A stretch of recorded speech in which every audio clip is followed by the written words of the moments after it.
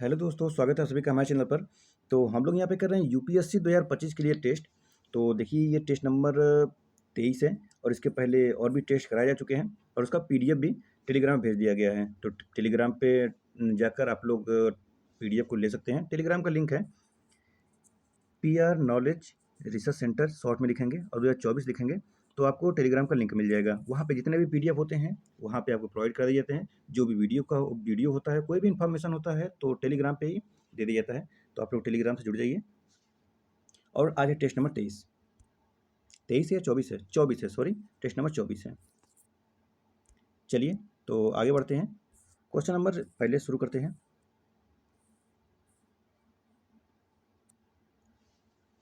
चलिए, निम्नलिखित में से कौन सा बौद्ध धर्म में अहर्त या अरहंत शब्द का सर्वश्रेष्ठ वर्णन करता है? पहला है एक पुनर्जन्म लेने वाला आध्यात्मिक शिक्षक जो बौद्ध पथ पर दूसरों का मार्गदर्शन करता है। और दूसरा है अलौकिक शक्तियों वाला एक पौराणिक व्यक्ति जो लोगों को आत्मज्ञान प्राप्त करने में मदद करता है। तीसरा है ऐसे लोग जो आत्मज्ञान के मार्ग पर बहुत आगे बढ़ चुके हैं लेकिन संभव है कि वे अभी पूर्ण बुद्धत्व को प्राप्त नहीं कर पाए हैं। या तो चौथा यह है कि ध्यान के माध्यम से प्राप्त की गई पूर्ण शांति और स्थिरता की स्थिति। चलिए, किसके बारे में बताना है? तो ये बताना है अहर्त या अरहंत शब्द का सर्वश्रेष्ठ वर्णन क्या है।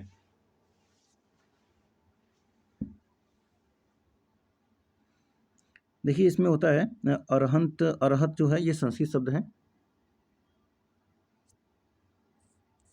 संस्कृत शब्द है ये।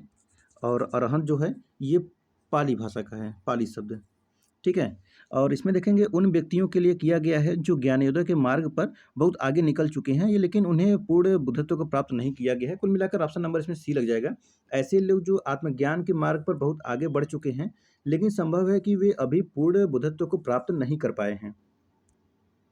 ऑप्शन नंबर सी लग जाएगा। चलिए क्वेश्चन नंबर 2 देखेंगे। ऋग्वेद में वर्णित दस्युओं के संदर्भ में निम्नलिखित कथनों पर विचार कीजिए। पहला है वे आर्यों द्वारा पूजे जाने वाले देवताओं की ही पूजा करते थे। और दूसरा है उनके नेता को त्रसदस्यु कहा जाता था। और तीसरा है वे मुख्यतः शिकारी संग्रह करता थे। कितने सही हैं? केवल एक, केवल दो, सभी तीन, या तो कोई नहीं। Question number 2।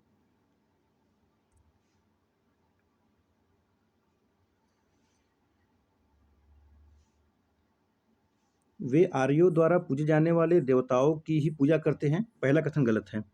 देखिए दस्यु जो है गैर आर्य देवताओं की उपासना करते थे जबकि आर्य देवों की पूजा करते थे। ठीक है। तो पहला कथन गलत। उनके नेता को त्रसदस्यु कहा जाता था। त्रसदस्यु का शाब्दिक अर्थ दस्युओं का नाश करने वाला होता है, तो ये नहीं कहा जाता था। और वे मुख्यतः शिकारी संग्रह करता थे, तो ये ठीक है। तीसरा का सही है, मतलब कुल मिलाकर इसमें एक ही कथन सही हुआ है। एक कथन सही होने का मतलब ओनली वन लगा देंगे, ऑप्शन नंबर ए हो जाएगा। क्वेश्चन नंबर तीसरा है निम्नलिखित युग्मों पर विचार कीजिए। जीआई टैग दिया हुआ है और राज्य दिया हुआ है। रूपा तारकसी सिल्वर फिलिग्री, ये गुजरात। नरसापुर क्रोशिया लेस उत्पाद, आंध्र प्रदेश। असरीकंडी टेराकोटा शिल्प, असम। Ambaji white marble, Orissa.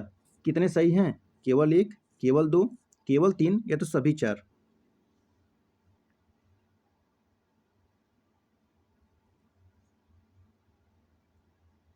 चलिए मिलान करते हैं।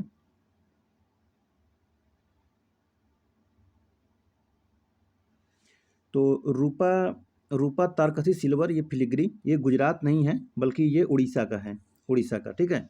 नरसापुर क्रोशिया लेस उत्पाद, तो ये आंध्र प्रदेश का है, ये ठीक है। तीसरा है असरी कंडी टेराकोटा शिल्प, तो ये भी सुमेलित है, असम का है। अंबाजी व्हाइट मार्बल कहाँ का है? Ambaji white marble, Ambaji white marble देखिए ये गुजरात का है। तो पहला का चौथा, चौथा का पहला का एक्सचेंज कर दिया था। कुल मिला के इसमें दो कथन सही है, दो कथन गलत है। तो कितने कथन सही पूछा हुआ है? तो दो कथन सही है, ऑप्शन नंबर इसमें बी लग जाएगा। आगे बढ़ते हुए नेक्स्ट देखेंगे क्वेश्चन नंबर 4। निम्नलिखित में से किस शासक ने श्रीलंका के राजा मेघवर्मन को बोध गया में एक मठ मंदिर बनाने की अनुमति दी थी? अशोक, हर्ष, समुद्रगुप्त या चंद्रगुप्त दी थी? एक चीनी स्रोत के अनुसार श्रीलंका के शासक मेघवर्मन ने बोधगया में एक बौद्ध मंदिर बनाने की अनुमति प्राप्त करने के लिए धर्म प्रचारकों के समुद्रगुप्त के पास भेजा था। किसके पास? समुद्रगुप्त। ऑप्शन नंबर सी लग जाएगा, समुद्रगुप्त। चलिए क्वेश्चन नंबर 5 देखेंगे। निम्नलिखित कथनों पर विचार कीजिए। पहला है, शून्य की खोज आर्यभट्ट ने की थी। दूसरा है, आर्यभट्ट ने बताया कि चंद्रमा पृथ्वी के चारों ओर चक्कर लगाता है और पृथ्वी सूर्य के चारों ओर चक्कर लगाती है।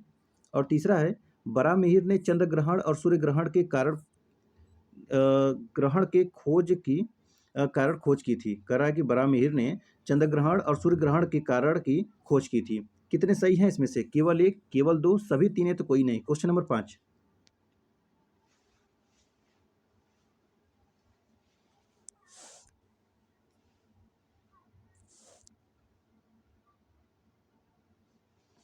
शून्य की खोज आर्यभट्ट ने की थी। शून्य की खोज देखिए भारतीयों ने लगभग दूसरी शताब्दी ईसा पूर्व में ही कर ली थी। इसकी खोज के समय से भारतीय गणितज्ञ शून्य की एक अलग अंक मानते हैं। अंकगणित के योगों में इसका प्रयोग इसी अर्थ में किया जाता है। शून्य का सबसे पहले प्रयोग 873 ईसा पूर्व में मिलता है। अरबों ने इसे भारत से सीखा और अपनाया था, यूरोप तक प्रसारित किया था। तो आर्यभट्ट नहीं होगा, पहला कथन गलत। दूसरा है, आर्यभट्ट ने बताया कि चंद्रमा पृथ्वी के चारों ओर चक्कर लगाता है और पृथ्वी सूर्य के चारों ओर चक्कर लगाती है। तो देखिए बराहमिहिर की प्रसिद्ध कृति बृहत संहिता है। इसकी रचना 6ठी शताब्दी ईसा पूर्व में हुआ है। बराहमिहिर ने बताया कि चंद्रमा पृथ्वी के चारों ओर चक्कर लगाता है। किसने? बराहमिहिर ने बताया है। तो आर्यभट्ट वाला ये कथन गलत हो जाएगा। और तीसरा है कि बराहमिहिर ने चंद्र ग्रहण और सूर्य ग्रहण के कारण की खोज की थी।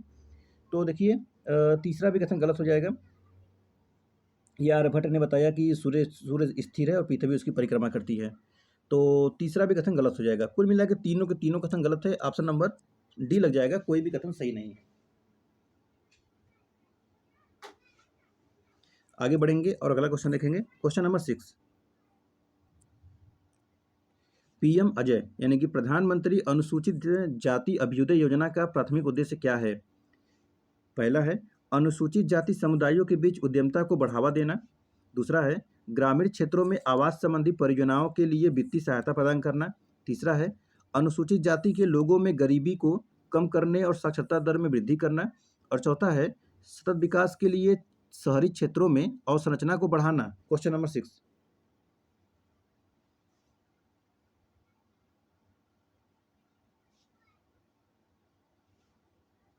तो इसमें ऑप्शन नंबर सी लग जाएगा, अनुसूचित जाति के लोगों में गरीबी को कम करने और साक्षरता दर में वृद्धि करना। प्रधानमंत्री अनुसूचित जाति अभ्युदय योजना जो अजय है को सामाजिक न्याय और अधिकारिता मंत्रालय द्वारा प्रारंभ किया गया था और हाल ही में इसके तहत विभिन्न राज्यों में आवासीय छात्रावासों का निर्माण कार्य प्रारंभ करके एक महत्वपूर्ण पहल शुरुआत की गई थी। तो ऑप्शन नंबर इसमें सी करेक्ट हो जाएगा। Question number 7।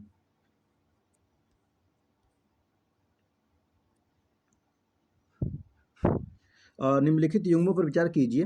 मराठा परिसंघ और क्षेत्र, गायकवाड़ नागपुर, होलकर इंदौर, सिंधिया ग्वालियर और भोसले बड़ौदा। कितने सही हैं? केवल एक, केवल दो, केवल तीन है तो सभी चार। 7 नंबर।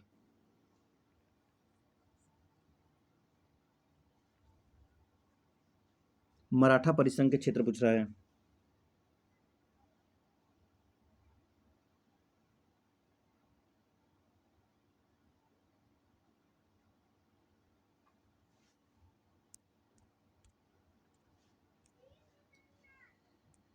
तो चलिए देखेंगे यहाँ पे।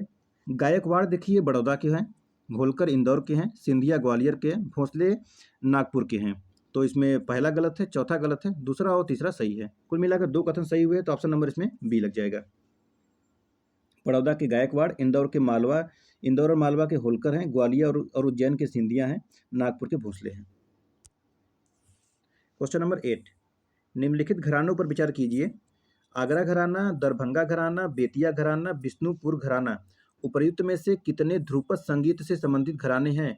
केवल एक, केवल दो, केवल तीन है तो सभी चार। Question number 8। Question number 8 Dhrupad.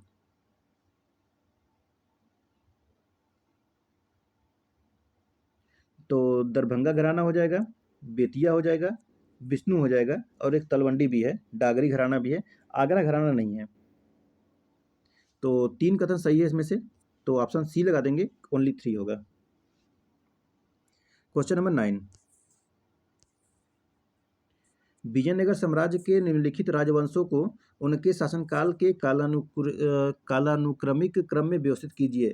Aravidu, Sulu, संगम, तुलु। यहाँ पर ऑप्शन लिख लीजिए, 1 2 3 4 या 2 1 3 4 या 3 2 4 1 या 3 4 2 1। चलिए अब देखते हैं। विजयनगर साम्राज्य के बारे में है, बताना है कौन सा काल कब है, व्यवस्थित करना है। अराविडु कब था? 1646। ठीक है। सुलु वंश कब था? सुलु तो ये 1491। संगम है 1336, 150 वर्ष से अधिक तक शासन किया था ये। तुलु का है, तुलु का ये हो जाएगा 1509 से 1529 तक का है। चलिए अब देखेंगे अगर, तो कौन सा हो जाएगा। सबसे पहले 1336 होगा, यानी 3 से शुरू होगा, 3 के बाद 14 आएगा, मतलब 2 हो जाएगा, फिर 1500 आएगा, फिर 1600 आएगा। 3 2 4 1, 3 2 4 1, 3 2 4 1 कौन से ऑप्शन में है? ऑप्शन नंबर सी में है, 3 2 4 1। चलिए आगे बढ़ते हुए क्वेश्चन नंबर 10 देखेंगे। प्राचीन भारत के संदर्भ में प्राचीन ऐतिहासिक ग्रंथ दीपवंश और महावंश मुख्य रूप से निम्नलिखित में से किससे संबंधित है? बौद्ध धर्म के क्षेत्रीय इतिहास से, गुप्त शासकों की जीवनियों से, वेदांत दर्शन से, हिंदू धार्मिक प्रथाओं से। ऑप्शन नंबर इसमें ए लगा देंगे, बौद्ध धर्म के क्षेत्रीय इतिहास से। क्वेश्चन नंबर 11, निम्नलिखित में से कौन सा परंपरागत लोक रंगमंच गुजरात के कच्छ और काठियावाड़ क्षेत्रों में विशेष रूप से प्रसिद्ध है? माच, भवना, तमाशा, भवाई।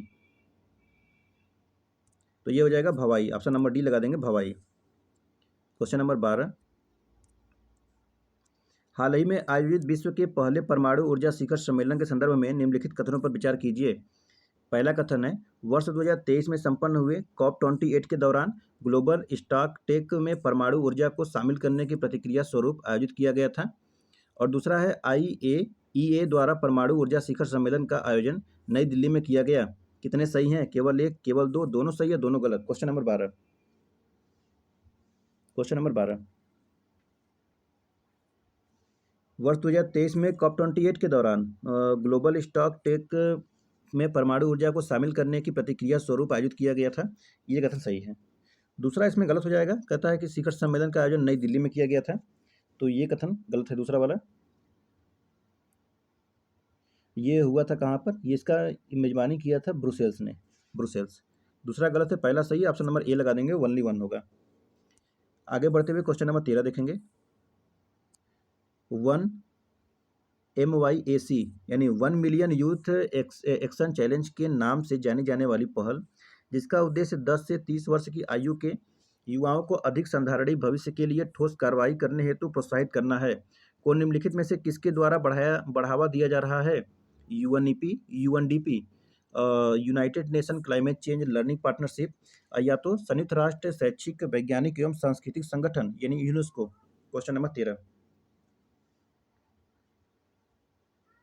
क्वेश्चन नंबर 13 का ऑप्शन नंबर लगा देंगे सी। ये है UNCC लर्न यानी United nation climate change learning partnership.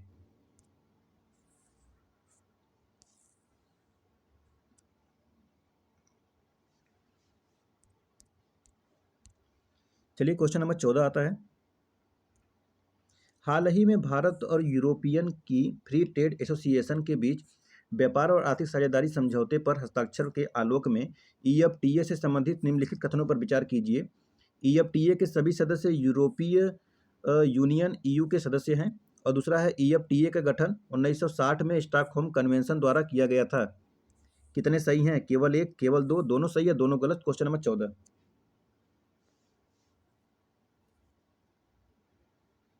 तो कहता है कि EFTA के सभी सदस्य यूरोपियन यूनियन के सदस्य हैं, तो पहला ही कथन गलत हो जाएगा। देखिए, EFTA आइसलैंड, लिechtenstein, नॉर्वे और स्विट्जरलैंड का अंतर सरकारी संगठन है और ये देश यूरोपीय यूनियन के सदस्य नहीं है। दूसरा है कि EFTA का गठन 1960 में स्टॉकहोम कन्वेंशन द्वारा किया गया था, तो ये सही है। तो दूसरा सही है, पहला कथन है, ऑप्शन नंबर बी लगा देंगे, ओनली 2 होगा। क्वेश्चन नंबर 15, हाल ही में फिनलैंड नाटो का 31वां सदस्य बना। इस संदर्भ में निम्नलिखित कथनों पर विचार कीजिए। पहला है कि फिनलैंड रूस के साथ भूमि सीमा साझा करने वाला नाटो का एकमात्र सदस्य है देश है। और दूसरा है कि रूस की विस्तारवादी प्रवृत्ति का मुकाबला करने के लिए यूरोप में राष्ट्रवादी सैन्यवाद का पुनरुत्थान नाटो के उद्देश्य में से एक है। और तीसरा क्या है, नाटो की सदस्यता किसी भी ऐसे देश के लिए खुली है जो संधि के सिद्धांतों को आगे बढ़ा सकता है और उत्तरी अटलांटिक क्षेत्र की सुरक्षा में योगदान दे सकता है। कितने सही हैं? केवल एक, केवल दो, सभी तीन है तो कोई नहीं। चलिए शुरू करते हैं पहला से। पहला कहता है फिनलैंड रूस के साथ भूमि साझा करता है, ये नाटो का एकमात्र सदस्य है। क्या ऐसा है? पहला कथन गलत हो जाएगा। और भी करते हैं, फिनलैंड के अतिरिक्त वो देखिए पोलैंड, नॉर्वे, लातविया और एस्टोनिया जैसे देश भी जो है, कुछ ऐसे देश है जो रूस के साथ अपना सीमा साझा करते हैं। दूसरा है कि रूस की विस्तारवादी प्रवृत्ति का मुकाबला करने के लिए यूरोप में राष्ट्रवादी सैन्यवाद का पुनरुत्थान नाटो के उद्देश्यों में से एक है। क्या सही है? दूसरा भी कथन गलत हो जाएगा। देखिए यूरोप में उत्तरी अमेरिका की मजबूत उपस्थिति के माध्यम से राष्ट्रवादी सैन्यवाद के पुनरुत्थान को रोकना है। ठीक है, किसका है? यूएस का। तीसरा है नाटो की सदस्यता किसी भी ऐसे देश के लिए खुली है जो संधि के सिद्धांतों को आगे बढ़ा सकता है और उत्तरी अटलांटिक क्षेत्र की सुरक्षा में योगदान दे सकता है। तीसरा कथन, तो तीसरा भी कथन गलत हो जाएगा। देखिए नाटो की एक नीति है, ओपन डोर पॉलिसी है, जो वाशिंगटन के संधि के अनुच्छेद 10 अनुच्छेद जो आर्टिकल उसका 10 है उस पर आधारित है। इस क्या है उसमें 10 में, इसमें देखिए है कि उसकी सदस्यता किसी ऐसे यूरोपीय देश के लिए खुली है जो इस संधि के सिद्धांतों को आगे बढ़ाए और उत्तरी अटलांटिक क्षेत्र की सुरक्षा योगदान दे सके। देखिए इसमें आपको लग रहा होगा गलत कैसे है। देखिए अगर कोई देश है, ठीक है, अगर ये देश है, अगर वो नाटो में जुड़ना चाहता है, ठीक है, अगर वो नाटो में जुड़ना चाहता है तो किसी भी देश से उसका लड़ाई झगड़ा ना चलता हो, ठीक है, तब वो नाटो में जाकर जुड़ सकता है। लेकिन अगर मान लीजिए इसका इससे झगड़ा चलता है, जैसे यूक्रेन का रूस से चल रहा है, ठीक है, तब तक वो नाटो का सदस्य नहीं बन सकता है। इसका कहने का मतलब ये है। तो अभी तो चल रहा है इसलिए नाटो सदस्य नहीं बन पा रहा है। तीसरा कथन भी गलत है। जब तीनों ही कथन गलत है, ऑप्शन नंबर क्या लग जाएगा? डी लग जाएगा। चलिए क्वेश्चन नंबर 16 देखेंगे। हाल ही में मंत्रिमंडल ने पीएम सूर्य घर मुफ्त बिजली योजना को मंजूरी प्रदान की है। इस संदर्भ में निम्नलिखित कथनों पर विचार कीजिए। पहला है, इसका लक्ष्य रूफटॉप सोलर सिस्टम स्थापित करना और घरों के लिए प्रति माह 300 यूनिट तक मुफ्त बिजली प्रदान करना है। ठीक है, दूसरा देखते हैं। दूसरा कहता है कि इसके तहत आवासीय रूफटॉप सोलर सिस्टम की स्थापना के लिए संपार्श्विक मुक्त निम्न ब्याज वाला ऋण प्रदान किया जाता है। और तीसरा क्या कहता है कि इसे विद्युत मंत्रालय द्वारा लॉन्च एवं प्रशासित किया गया है। कितने सही हैं इसमें से? केवल एक, केवल दो, सभी तीन है तो कोई नहीं। चलिए शुरू करिए क्वेश्चन नंबर ऑप्शन नंबर पहला से। पहला कहता है कि इसका लक्ष्य रूफटॉप सोलर सिस्टम स्थापित करना और घरों के लिए प्रति माह 300 यूनिट तक मुफ्त बिजली प्रदान करना है। ठीक है। दूसरा कहता है कि इसके तहत आवासीय रूफटॉप सोलर सिस्टम की स्थापना के लिए संपार्श्विक मुक्त निम्न ब्याज वाला ऋण प्रदान किया जाता है, तो ये भी ठीक है। तीसरा तीसरा कहता है इसे विद्युत मंत्रालय द्वारा लॉन्च किया गया है, प्रशासित किया गया है, तो तीसरा कथन गलत हो जाएगा। देखिए ये नवीन एवं नवीकरणीय ऊर्जा मंत्रालय द्वारा लॉन्च किया गया है। दो कथन सही हुआ है, पहला और दूसरा। तीसरा कथन गलत है। ऑप्शन नंबर बी लगाएंगे, ओनली 2 हो जाएगा। चलिए आगे बढ़ेंगे, क्वेश्चन नंबर 17 देखेंगे। प्राचीन भारत के संदर्भ में रूपक दृश्य काव्य और प्रेक्षाकाव्य पद संबंधित है जैन साहित्य से, रंगमंच से, मध्य भारत के जनजातीय नृत्य से या जनजातीय उत्सव से। इसमें ऑप्शन बी लगा देंगे, रंगमंच से। ऑप्शन नंबर बी करेक्ट हो जाएगा। चलिए क्वेश्चन नंबर 18 देखेंगे। 20 पंथी, 13 पंथी और तारण पंथी निम्नलिखित में से किस संप्रदाय के आधुनिक समुदाय हैं? Shwetambar, Digambar, Mahayana, Theravada. Option number B लगा देंगे, दिगंबर। चलिए आगे बढ़ेंगे, क्वेश्चन नंबर 19 देखेंगे। देखेंगे हाल ही में आरबीआई भारतीय रिजर्व बैंक द्वारा जारी भारत बिल भुगतान प्रणाली यानी कि बीबीपीएस के संशोधित नियामक फ्रेमवर्क के संदर्भ में निम्नलिखित कथनों पर विचार कीजिए। पहला है, संशोधित फ्रेमवर्क का उद्देश्य बिल भुगतान की प्रक्रिया को सुव्यवस्थित करना, व्यापक भागीदारी को सक्षम बनाना और ग्राहक सुरक्षा बढ़ाना है। दूसरा है आरबीआई ने भुगतान और निपटान प्रणाली अधिनियम 2007 द्वारा प्रदत्त शक्तियों का प्रयोग करके इस फ्रेमवर्क को संशोधित किया है। और तीसरा है बीबीपीएस एक एकीकृत ऑनलाइन प्लेटफॉर्म है जिसे सभी प्रकार के बिल भुगतान के लिए भारतीय राष्ट्रीय भुगतान निगम यानी एनपीसीआई द्वारा विकसित किया जा रहा है। कितने सही हैं? केवल एक, केवल दो, सभी तीन, या तो कोई नहीं। Question number 19।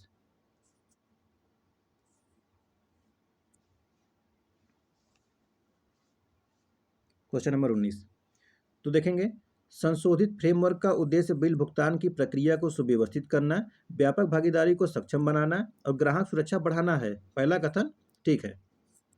दूसरा है कि आरबीआई ने भुगतान और निपटान प्रणाली अधिनियम 2007 प्रदत्त शक्तियों का प्रयोग करके इस फ्रेमवर्क को संशोधित किया है, तो ये भी ठीक है। पहला और दूसरा ठीक हो गया। तीसरा देखते हैं कि बीबीपीएस एक एकीकृत ऑनलाइन प्लेटफॉर्म है जिसे सभी प्रकार के बिल भुगतान के लिए भारतीय राष्ट्रीय भुगतान निगम यानी एनपीसीआई द्वारा विकसित किया जा रहा है, तो ये भी ठीक है। जब तीनों ही कथन सही है तो आप क्या लगाएंगे? ऑप्शन नंबर सी लगा देंगे, सभी के सभी कथन सही है।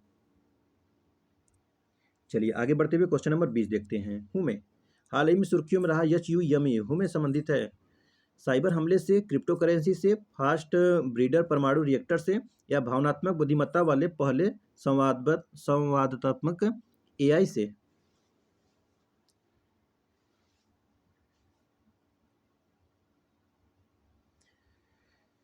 संवादात्मक एआई से संबंधित है, ऑप्शन नंबर डी लगा देंगे। ओके, चलिए आगे बढ़ें। क्वेश्चन नंबर 21 देखते हैं। निम्नलिखित कथनों में से कौन सा एक हाल ही में सुर्खियों में रहे अफार ट्रायंगल के महत्व का सर्वोत्तम वर्णन करता है? अफार ट्रायंगल। पहला है, यह पूर्वी अफ्रीका और अरब प्रायद्वीप के बीच अपनी रणनीतिक स्थिति के कारण एक उभरता हुआ भू राजनीतिक हॉटस्पॉट है। दूसरा है, यह अपनी सक्रिय विवर्तनिकी प्लेट सीमाओं और अद्वितीय ज्वालामुखी गतिविधि की विशेषता वाला एक भूवैज्ञानिक रुचि का क्षेत्र है। तीसरा देखेंगे, यह हॉर्न ऑफ अफ्रीका को मध्य पूर्व से जोड़ने वाले अपने संपन्न व्यापार मार्गों के लिए प्रसिद्ध एक आर्थिक केंद्र है। या तो चौथा, यह अपनी समृद्ध धरोहर और पूर्वी अफ्रीका की प्राचीन सभ्यताओं में योगदान के लिए प्रसिद्ध एक सांस्कृतिक स्थल है। कौन सा हो जाएगा? क्वेश्चन नंबर है आपका 21।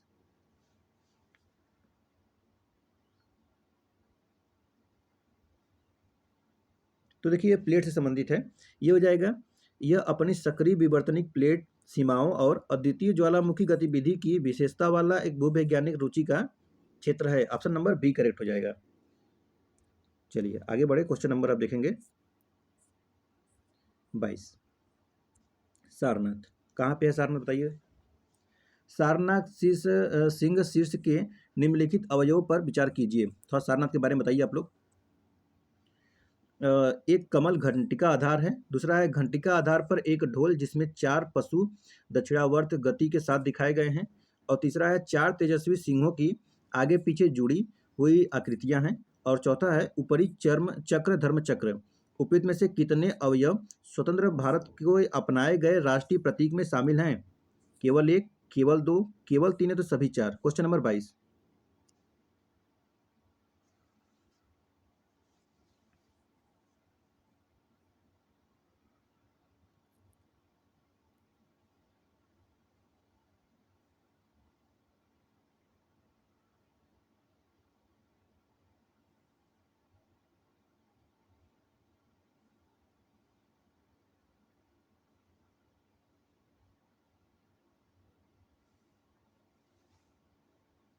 चलिए बताइए। इसमें देखेंगे इस सिंह के शीर्ष को ऊपरी चक्र कमल के आधार के बिना स्वतंत्र भारत के राष्ट्रीय चक्रीय प्रतीक के बिना अपनाया गया है। तो इसलिए इसमें देखेंगे ये कमल का घंटिका आधार है, इसको हटा देंगे। और ये ऊपरी चक्र जो धर्म चक्र है इसको हटा देंगे। बाकी दूसरा और तीसरा सही है। घंटिका आधार पर एक ढोल जिसमें 4 पशु और दक्षिणावर्त गति के साथ दिखाए गए हैं।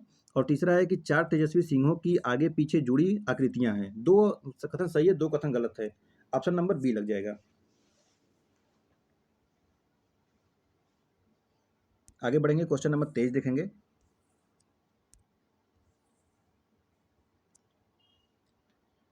हाल ही में पेट्रोलियम मंत्रालय ने इथेनॉल 100 ईंधन लॉन्च किया है। इस संदर्भ में इथेनॉल 100 ईंधन से संबंधित निम्नलिखित कथनों पर विचार कीजिए। पहला है इसमें 99% से कम इथेनॉल नहीं होता। दूसरा है मिश्रित इथेनॉल की उच्च मात्रा के कारण इसमें पारंपरिक पेट्रोल की तुलना में ऑक्टेन संख्या कम होती है। कितने सही हैं? केवल एक, केवल दो, दोनों सही है, दोनों गलत। Question number 23।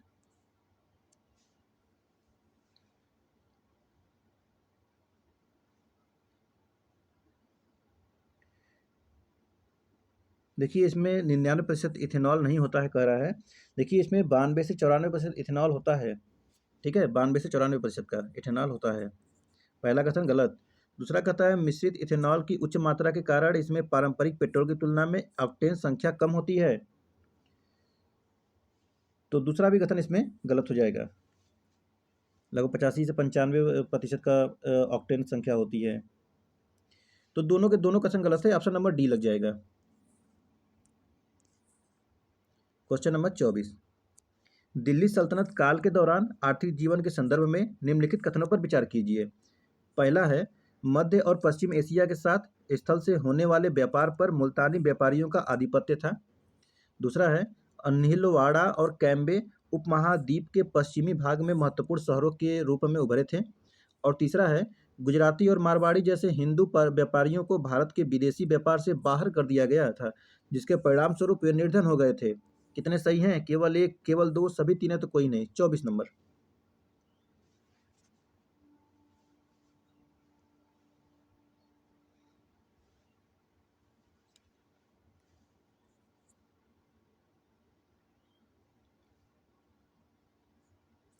तो देखेंगे मध्य और एशिया पश्चिम एशिया के साथ स्थल से होने वाले व्यापार पर मुल्तानी व्यापारियों का आधिपत्य था। ठीक है। दूसरा है अन्हिलवाड़ा और कैम्बे उपमहाद्वीप के पश्चिमी भाग में महत्वपूर्ण शहरों के रूप में उभरे थे, तो ये ठीक है। तीसरा है गुजराती और मारवाड़ी जैसे हिंदू हिंदू व्यापारियों को भारत के विदेशी व्यापार से व्यापार करना कर दिया गया बाहर कर दिया गया, और जिससे वो निर्धन हो गए थे। देखिए वो निर्धन नहीं बल्कि वो बहुत धनी थे। तीसरा हटा देंगे। तो पहला दूसरा सही है, मतलब दो कथन सही है। ऑप्शन नंबर बी लग जाएगा, ओनली टू होगा। आगे बढ़ते हुए नेक्स्ट देखेंगे क्वेश्चन नंबर 25। निम्नलिखित पर विचार कीजिए। पहला है भारत में धार्मिक अशांति। दूसरा है व्यापार एवं वाणिज्य का विकास। तीसरा है अंधविश्वास एवं मंत्रोच्चारण। छठी शताब्दी ईसा पूर्व में जैन धर्म और बौद्ध धर्म के उदय के लिए उपयुक्त में से कौन से कारण उत्तरदायी थे? एक और दो, दो और तीन, एक और तीन, या एक दो तीन। 25 नंबर। Question number 25। छठी शताब्दी और ईसा पूर्व में जैन धर्म और बौद्ध धर्म के लिए बोल रहा है। तो देखेंगे भारत में धार्मिक अशांति, व्यापार एवं वाणिज्य का विकास, अंधविश्वास और मंत्रोच्चारण, तीनों है। ऑप्शन नंबर डी लगा देंगे, इसमें सभी कथन सही हैं। आगे बढ़ेंगे क्वेश्चन नंबर 26। हाल ही में सुप्रीम कोर्ट ने कहा कि निवारक निरोध कानूनों के तहत सलाहकार बोर्ड सरकार के लिए रबर स्टाम्प नहीं है। निवारक निरोध के संदर्भ में निम्नलिखित कथनों पर विचार कीजिए। पहला है भारतीय संविधान के अनुच्छेद 22 के तहत केवल संसद ही निवारक निरोध का निरोध पर कानून बना सकती है। और दूसरा है यदि यह आशंका है कि कोई व्यक्ति कानून और व्यवस्था के लिए खतरा उत्पन्न कर सकता है तो उसे निवारक निरोध कानून के तहत हिरासत में लिया जा सकता है। कितने सही हैं? केवल एक, केवल दो, दोनों सही है, दोनों गलत। 26 नंबर।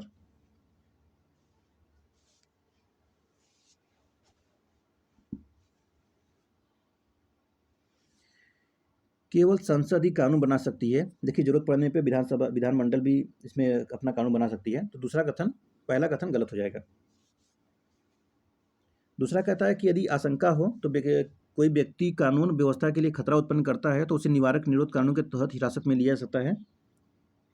तो दूसरा भी कथन गलत हो जाएगा। सुप्रीम कोर्ट ने अपने निर्णय में यह स्पष्ट किया है किसी व्यक्ति की गतिविधियों को लोक व्यवस्था बनाए रखने के लिए हानिकारक प्रभाव डालने पर किसी भी तरह के कार्य को अभिव्यक्ति के अंतर्गत लाने के लिए ऐसी कोई गतिविधि नहीं होनी चाहिए।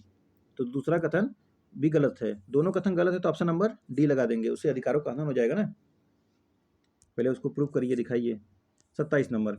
मध्ययुगीन भारत में सूफीवाद के संदर्भ में निम्नलिखित में से किस सूफी संत की दरगाह दिल्ली में स्थित नहीं है? ख्वाजा कुतुबुद्दीन बख्तियार काकी, शेख निजामुद्दीन औलिया, शेख नसरुद्दीन चिराग दौली, शेख फरीदुद्दीन गंज ए शकर।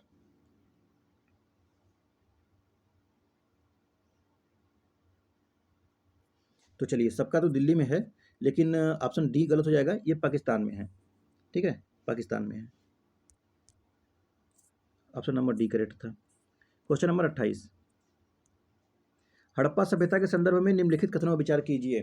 पहला है, हड़प्पा शहरों तथा समकालीन मिस्र और मेसोपोटामिया सभ्यताओं में पकी हुई ईंटों का बहुतायत प्रयोग सामान्य था। और दूसरा है, हड़प्पावासी मेसोपोटामिया के साथ व्यापार के लिए धातु मुद्रा का उपयोग करते थे।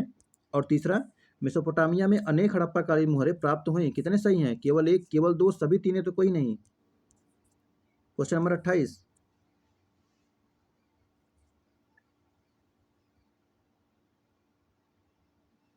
चलिए देखेंगे। हड़प्पा शहरों तथा समकालीन मिस्र और मेसोपोटामिया सभ्यताओं में पकी हुई ईंटों का बहुतायत प्रयोग सामान्य था। पहला ही कथन गलत है। देखिए, मेसोपोटामिया जो है में पकी हुई ईंटों का उपयोग किया गया था, लेकिन वो बहुत ही सीमित था। दूसरा है कि हड़प्पावासी मेसोपोटामिया के साथ व्यापार के लिए धातु मुद्रा का उपयोग करते थे, तो दूसरा भी कथन गलत हो जाएगा। हड़प्पावासी मेसोपोटामिया या किसी अन्य सभ्यता के साथ अपने व्यापार के लिए धातु मुद्रा का उपयोग नहीं करते थे। उनकी अर्थव्यवस्था वस्तु विनिमय निर्भर पर प्रणाली थी। एक वस्तु दो, दूसरा वस्तु लो, ऐसा था विनिमय प्रणाली। ठीक है, गेहूं के बदले चावल, चावल के बदले गेहूं, जिसको घोड़ा चाहिए जो भी बदल ले। तीसरा है कि मेसोपोटामिया में अनेक हड़प्पाकालीन मुहरें प्राप्त हुई, तो ये ठीक है। मतलब सिर्फ एक ही कथन सही है, इसमें से दो कथन गलत हो गए। तो क्या लगाएंगे? ऑप्शन नंबर ए लगा देंगे, ओनली वन होगा। चलिए 29 नंबर देखिए। हाल ही में भारत के राष्ट्रीय डॉल्फिन अनुसंधान केंद्र एनडीआरसी का उद्घाटन पटना में किया गया। इस संदर्भ में गंगा डॉल्फिन से संबंधित निम्नलिखित कथनों पर विचार कीजिए। इसे भारत के राष्ट्रीय जलीय जीव के रूप में मान्यता दी गई है। और दूसरा है, यह विशेष रूप से गंगा और ब्रह्मपुत्र नदियों के अवलवड़ीय जलीय पर्यावासों में पाई जाती हैं।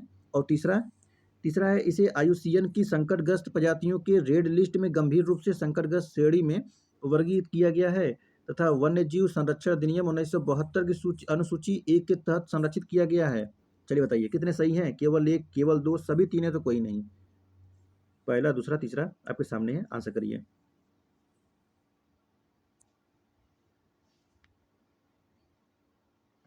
कहता है कि इसे भारतीय राष्ट्रीय जलीय जीव के रूप में मान्यता दी गई है। बिल्कुल सही बात है, दिया गया है। दूसरा कहता है कि यह विशेष रूप से गंगा और ब्रह्मपुत्र नदियों के अवलवड़ीय जलीय पर्यावासों में पाई जाती है। तो क्या सही है? यह विश्व की कुछ अवांछनीय जल की डॉल्फिन प्रजातियों में से एक है, जो सुंदरबन ज्वारनदमुख के लवणीय जल में भी पाई जाती हैं। तो ये गंगा, ब्रह्मपुत्र, मेघना, कर्णफुली और सांगू नदी तंत्रों में पाई जाती हैं। तो विशेष रूप से नहीं है, दो बहुत जगह पाई जाती हैं। दूसरा कथन गलत हो जाएगा। तीसरा कहता है कि इसे IUCN की संकटग्रस्त प्रजातियों की रेड लिस्ट में गंभीर रूप से संकटग्रस्त श्रेणी में वर्गीकृत किया गया है तथा वन्य जीवन संरक्षण अधिनियम 1972 की अनुसूची 1 के तहत संरक्षित किया गया है। तो तीसरा भी कथन गलत हो जाएगा। ये संकटग्रस्त यानी एंडेंजर्ड श्रेणी में वर्गीकृत किया गया है।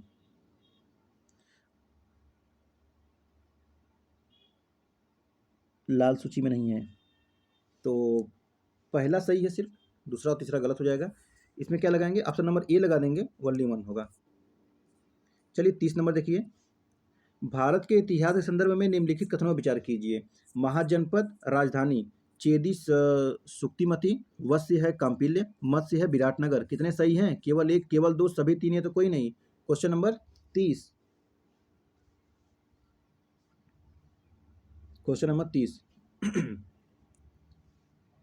चेदी क्या है? सुक्तिमती। वत्स्य क्या हो जाएगा इसमें? वत्स्य, चेदी का सुक्तिमती हो जाएगा। वत्स्य हो जाएगा आपका कौशाम्बी होगा ना वत्स्य, तो वत्स्य कांपिल दिया है, इसका होगा कौशाम्बी। कौशाम्बी हो जाएगा। और मत्स्य क्या होगा? मत्स्य का विराटनगर। ठीक है, मत्स्य का विराटनगर। मैं कुछ नाम बता दूं और क्या? इसमें देखिए दो सुमेलित है, पहला सही है और तीसरा सही है। कुल मिला के ऑप्शन नंबर बी लग जाएगा। चलिए मैं बताता हूँ। काशी का देखिए वाराणसी राजधानी है, और कौशल का अयोध्या, अंश का चंपा, मगध का है राजगीर, वज्जी का है वैशाली, मल्ल का है कुशीनारा, चेदी का है सुक्तिमती, बस का है कौशाम्बी, कुरु का है इंद्रप्रस्थ, पंचाल का है कांपिल्य और मत्स्य का है विराटनगर, सुरसेन का है मथुरा, अस्मक का है पोटन, अवंती का है उज्जैनी, गंधार का है तक्षशिला और कंबोज का है पुष्कलवती। ठीक है, तो ये हो जाएगा, इसकी कुछ राजधानी थी 16वां जनपद के। चलिए क्वेश्चन नंबर 31 देखिए, मध्ययुगीन भारत के संदर्भ में निम्नलिखित कथनों पर विचार कीजिए। पहला है, प्रतिहार वंश के मिहिर भोज ने आदिवराह की उपाधि धारण की। और दूसरा, राजराज चोल ने अपनी सैन्य उपाधियों और उत्तरी क्षेत्रों में चोल आधिपत्य के विस्तार के प्रतीक के रूप में गंगैट चोल की उपाधि धारण की। कितने सही हैं इसमें से? केवल एक, केवल दो, दोनों सही है, दोनों गलत। Question number 31। तो राजराज ने नहीं किया था, राजेंद्र प्रथम ने किया था। ठीक है, राजेंद्र प्रथम ने किया था गंगैट चोलपुरम का। पहला सही है, दूसरा गलत है। ऑप्शन नंबर ए लगा देंगे। आगे बढ़ते हुए अगला क्वेश्चन, क्वेश्चन नंबर 32। यह एक पारंपरिक लोक नृत्य नाटक है। इसमें संगीत, गीत, नृत्य, विद्वानों के संवाद और रंगीन वेशभूषा का संयोजन मिलता है। यह मुख्य रूप से कर्नाटक के तटीय जिलों और केरल के कासरगोड जिले में प्रचलित है। इसके दो प्रमुख रूप हैं, जिन्हें मूडलपया और पदुवलपया कहा जाता है। उपयुक्त परिच्छेद में दक्षिण भारत के निम्नलिखित में से किस थिएटर का वर्णन किया गया है? कृष्णाट्टम, मुडियट्टू, यक्षगान और थेरुकुथु। चलिए बताइए। Question number 32। तो ये जो ऊपर परिच्छेद लिखा हुआ है, ये है यक्षगान। ऑप्शन नंबर सी हो जाएगा, यक्षगान। चलिए आगे बढ़ते हुए क्वेश्चन नंबर 33 देखेंगे।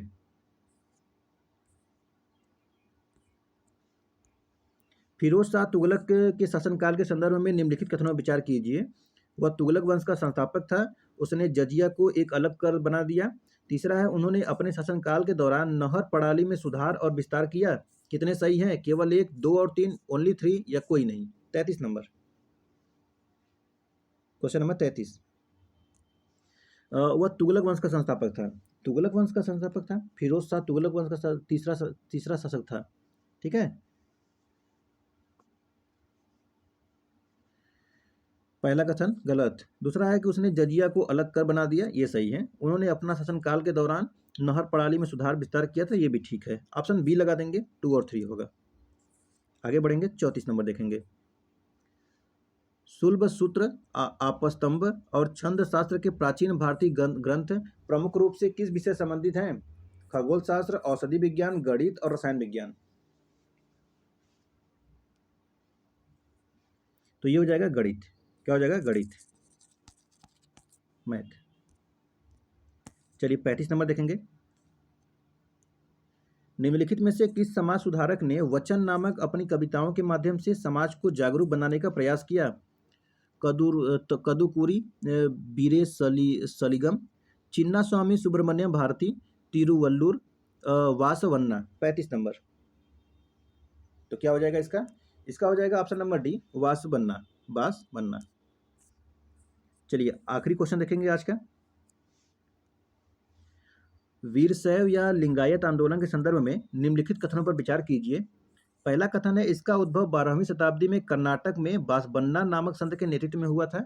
और दूसरा कथन है, उन्होंने धर्मशास्त्रों में अस्वीकृत कुछ प्रथाओं जैसे कि वयस्क विवाह और विधवा पुनर्विवाह को भी प्रोत्साहित किया। और तीसरा है, ये पुनर्जन्म के सिद्धांत में विश्वास करने के कारण अपने मृतकों को दफनाते हैं। कितने सही हैं इसमें से? केवल एक, केवल दो, सभी तीन है तो कोई नहीं। Question number 36। क्वेश्चन नंबर 36 देखिए, इसका उद्भव 12वीं शताब्दी में कर्नाटक में बासबन्ना नामक संत के नेतृत्व में हुआ था, ये सही है। बासबन्ना जो कि 1106 से 1168 नामक एक ब्राह्मण ने किया। यह कलचुरी शासक के दरबार में मंत्री भी थे। दूसरा है कि उन्होंने धर्मशास्त्रों में अस्वीकृत कुछ प्रथाओं जैसे कि वयस्क विवाह और विधवा पुनर्विवाह को भी प्रोत्साहित किया। तो दूसरा भी सही हो जाएगा। लिंगायतों ने धर्मशास्त्रों में अस्वीकृत कुछ प्रथाओं जैसे कि वयस्क विवाह, विधवा पुनर्विवाह को प्रोत्साहित किया था। तीसरा, ये पुनर्जन्म के सिद्धांत में विश्वास करने के कारण अपने मृतकों को दफनाते थे। तो तीसरा कथन गलत हो जाएगा। देखिए, लिंगायत अनुयायी यह मान्यता विश्वास करते हैं कि मरणोपरांत भक्त शिव में लीन हो जाएंगे तथा इस संसार में पुनः नहीं लौटेंगे। ये धर्मशास्त्र में बताए गए श्राद्ध संस्कार का पालन नहीं करते और मृतकों को विधि पूर्वक दफनाते हैं। हालांकि ये पुनर्जन्म के सिद्धांत में विश्वास नहीं करते हैं। तो पुनर्जन्म में सिद्धांत विश्वास नहीं करते हैं बल्कि दफनाते थे। तो तीसरा कथन गलत है, पहला और दूसरा सही है। ऑप्शन नंबर क्या लग जाएगा इसमें? दो कथन सही है तो पहला सही है, दूसरा सही है, तीसरा गलत है। ऑप्शन नंबर बी लग जाएगा, ओनली 2 होगा। तो चलिए, ये यूपीएससी 2025 के लिए टेस्ट हो रहा है। जितने भी लोग हैं, वीडियो के बाद जरूर लाइक कर दीजिए, दिया करिए और शेयर भी कर दिया करिए। चैनल से जुड़ जाइए पीआर नॉलेज सेंटर से, और टेलीग्राम जुड़ने के लिए लिंक मिल जाएगा आपको।